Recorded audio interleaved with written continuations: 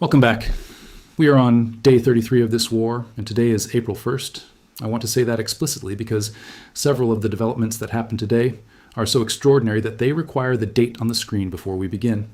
This is not satire. This is not a drill. Today, Trump threatened to leave NATO. Iran threatened to destroy the regional offices of Apple, Microsoft, Google, Meta, Tesla, Boeing, and JP Morgan. An 11-year-old girl was seriously wounded by shrapnel in central Israel. Iran's largest missile salvo since the beginning of the war struck central Israel during Passover. A QatarEnergy tanker was hit off the coast of Doha. 20,000 seafarers are stranded in an active war zone running low on food and water. UNCTAD said Hormuz ship transits dropped 95% in a month. The average American gas price hit $4 a gallon, and Trump will address the nation tonight, April 1st, 2026. This is all real. Let's start with the NATO threat. Because of everything that happened today, this is the development with the longest-lasting geopolitical consequences, extending well beyond this war. Trump told the Telegraph newspaper he is strongly considering pulling the U.S. out of NATO, criticizing the reluctance of allied nations to join the ongoing U.S.-Israeli war in Iran, saying he was never swayed by NATO and had always known they were a paper tiger, adding that Putin knows that too.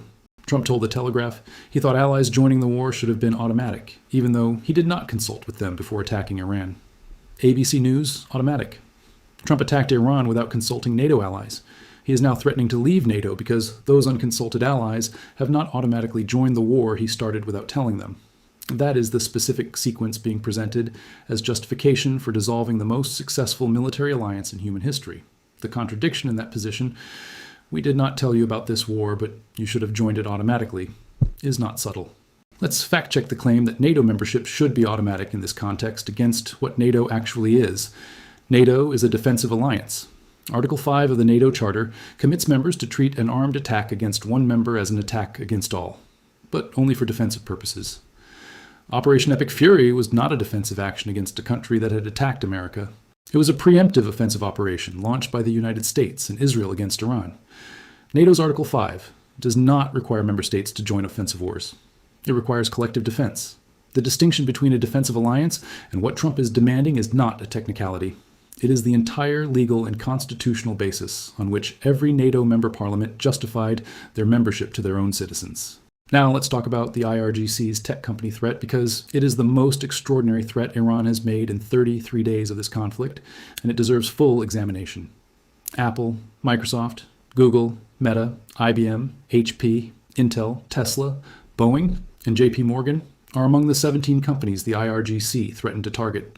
The IRGC called on employees of American tech firms in the region to immediately distance themselves from their workplaces and for residents living near offices of those companies to move away to a safe place. These companies, starting from 8 p.m. Wednesday, April the 1st, Tehran time, should expect the destruction of their relevant units in return for each assassination in Iran. Apple, Microsoft, Google, Meta, Tesla, Boeing, JP Morgan. Iran has formally threatened to destroy the regional offices of 17 of America's most globally significant corporations.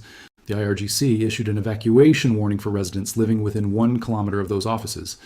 This is Iran deliberately targeting the global technology and financial infrastructure that American companies have built across the Gulf. Dubai, Abu Dhabi, Riyadh, and Doha all host major regional offices for most of these companies. Their employees in those cities are now under a formal military threat from Iran's Revolutionary Guard. UNCTAD's latest rapid assessment found that ship transits through the Strait of Hormuz dropped from around 130 per day in February to just 6 in March, a 95% decline. The agency's report says growth in global merchandise trade is projected to decelerate from 4.7% last year to between 1.5 and 2% this year, 95%. Ship transits from 130 per day to 6 per day in 1 month. The United Nations Conference on Trade and Development is not a partisan organization. Its rapid assessment of a 95% reduction in Hormuz transits is the most authoritative shipping data produced about this conflict, and it is devastating. Global merchandise trade growth projected to drop from 4.7% to between 1.5 and 2% in 1 month, from one decision made on February 28th. The average U.S. gas price hit $4 a gallon, the highest since 2022. Wikipedia, $4 a gallon. American motorists are now paying $4 per gallon for gasoline. That is not an abstract economic statistic. That is the price at every gas station in America today, April 1st, 2026. Every American who drove to work today, Every trucker moving goods across the country, every farmer filling their equipment for the spring planting season paid $4 a gallon. Trump said gas prices will quickly go down once America completes its operation in Iran. CNN reported how an end to the war will not mean immediate savings at the pump. The supply chain damage, the infrastructure destruction, the insurance market withdrawal from the Gulf, none of those reverse the moment a ceasefire is declared. Now, let's talk about the seafarers, because this is the humanitarian story that is receiving essentially zero coverage relative to its moral urgency. An estimated 20,000 seafarers are on board vessels in an active war zone. Most seafarers are from the Philippines, Bangladesh, and India, and some vessels are reportedly running low on food and water. The United Nations International Maritime Organization is negotiating with all sides to try to evacuate them. Wikipedia, 20,000 human beings on ships in a war zone, running low on food and water. These are not combatants. These are merchant mariners, the people who move 90% of the world's goods across the oceans. Sailors from the Philippines, from Bangladesh, from India. People who got on those ships before February 28th to do a job moving cargo and are now trapped in the Strait of Hormuz and the Persian Gulf while two countries conduct an air war around them. The UN Maritime Organization is negotiating for their evacuation. That negotiation has not yet produced results. Iran fired its largest missile salvo since the beginning of the war, as Israelis sat down for Passover Seder. An 11-year-old girl was seriously wounded by shrapnel in central Israel in the first launch. Israeli emergency services reported Iranian missiles fired at central Israel had injured 14 people, including children. An Iranian missile carrying a cluster bomb warhead caused damage to homes and cars in the central cities of Rosh Hain and Petah Tikva. Another bomblet struck a playground in Petah Tikva. Wikipedia. A bomblet struck a playground in Petah Tikva on Passover. A cluster munition submunition, the kind that does not always explode on impact and can lie dormant for years like a landmine, struck a playground on one of the most significant Jewish religious holidays of the year. No injuries at that specific site were reported, but the playground is now contaminated with unexploded ordnance. In Qatar, on Wednesday, a missile launched by Iran hit an oil tanker leased to QatarEnergy. The company said no one was injured and reported no environmental impact. Wikipedia. A QatarEnergy tanker struck in Qatari waters by Iranian fire. Qatar, whose Ras Laffan facility was already devastated, 17% of global LNG capacity destroyed. Qatar, which expelled Iranian military diplomats. Qatar, which has been hosting Hamas political leadership for years in a careful balancing act between Iran and the West. Iran struck a QatarEnergy vessel in Qatari waters on the same day it threatened to destroy the offices of 17 American tech companies. The strategic message is simultaneously directed at America, its corporate interests, and its Gulf partners.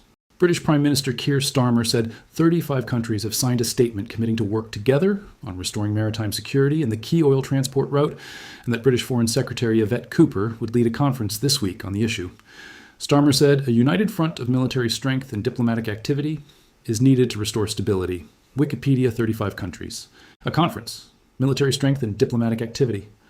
Britain is attempting to build the international framework for reopening Hormuz that Trump has been demanding for weeks, but doing it without Trump's confrontational framing, without threatening to bomb power plants, and explicitly outside the NATO framework that Trump is threatening to leave. That is not an accident. That is Keir Starmer building a parallel diplomatic architecture to manage the consequences of a war Britain was not consulted about. Israel's military claims more than 800 Air Force attack flights have been carried out in Iran, dropping approximately 16,000 munitions. Wikipedia, 800 attack flights, 16,000 munitions in 33 days. That is the scale of the Israeli air campaign against Iran, stated in the IDF's own numbers. For context, the entire NATO air campaign against Libya in 2011, which was conducted over 7 months, involved approximately 26,000 sorties and 22,000 munitions. Israel alone has dropped 16,000 munitions on Iran in 33 days. America's contribution is additional and uncounted in that figure. An airstrike in Iran's capital Tehran appears to have struck inside the former U.S. embassy compound. Wikipedia, the former American embassy in Tehran, the compound that has been sealed since the 1979 hostage crisis, struck in an Israeli airstrike. The symbolism of that targeting decision is so loaded with historical resonance that it requires no further commentary. The building where 52 Americans were held hostage for 444 days in 1979-1980, the event that defined the entire subsequent relationship between America and Iran, struck by an Israeli missile on day 33 of a war started by America and Israel together. Here is where the facts leave us on day 33. Trump threatened to leave NATO. NATO was not consulted before this war began. Iran threatened 17 American tech companies starting at 8 p.m. Tehran time on April 1st. An 11-year-old girl seriously wounded in Israel on Passover. A playground struck by cluster munition bomblets. The largest Iranian missile salvo since February 28th. A QatarEnergy tanker struck in Qatari waters. 20,000 seafarers stranded and running low on food. Hormuz transits down 95%. American gas hits $4 a gallon. 35 countries signed a Hormuz security statement led by Britain outside the NATO framework. 800 Israeli attack flights dropping 16,000 munitions. The former U.S. embassy in Tehran struck. Trump addresses the nation tonight. April 6th, the deadline is 5 days away. And this is all happening on April 1st, 2026. We will keep verifying every claim. We will keep counting every cost. We will be watching the address to the nation tonight. Stay with us.